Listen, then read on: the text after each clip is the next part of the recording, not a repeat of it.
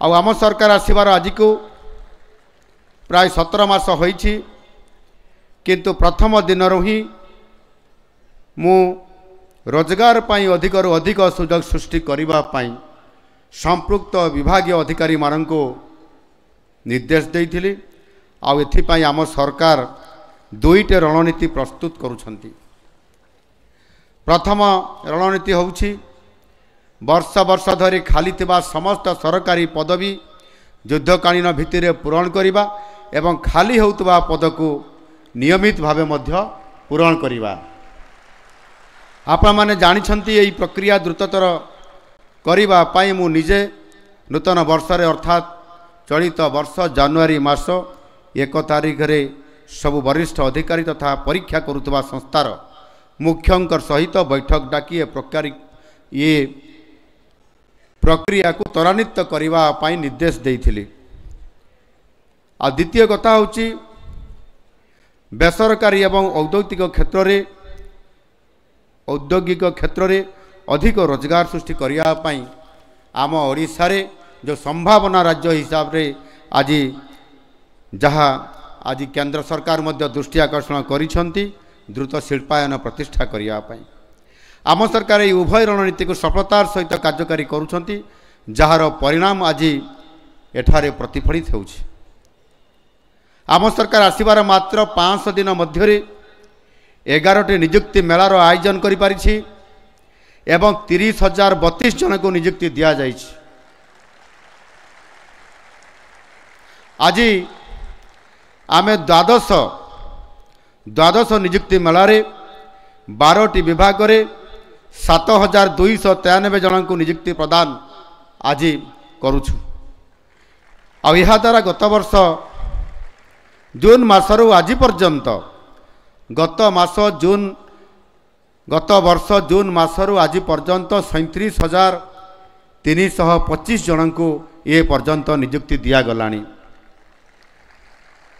आउ ये जो संख्या 37,325 जन आज संख्या को मिसेला परे एते संख्या रे सरकारी पद नियुक्ति एते कम दिन भितरे बोध हुए आगरू केबे भी हेई नथिला।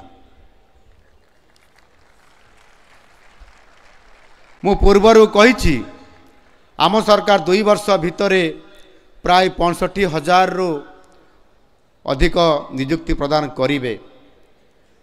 गत 1.5 वर्षर गति को देखिले मोर मने होउछि आमे जो लक्ष्य रखिछु 2 वर्ष भितरे 65,000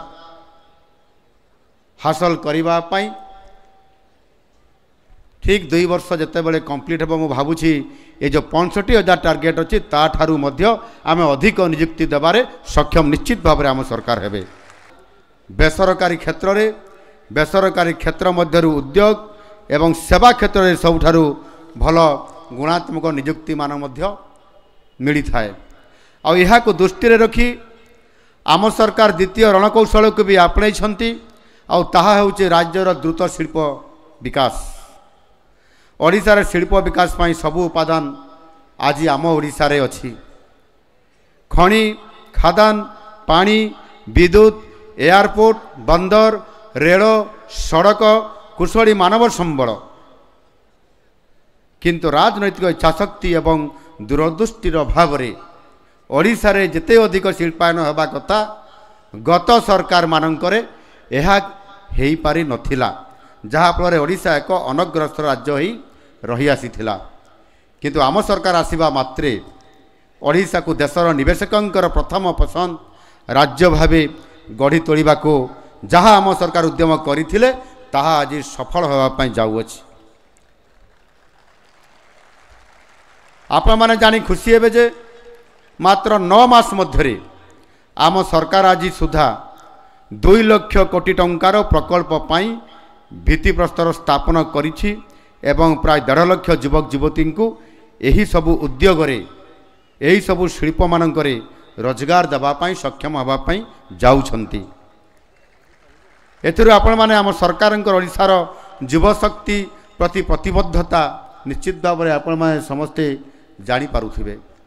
यही उद्यम निरविच्छिन्न भावे आगामी दिन में निश्चित भाव में जारी रहिबो।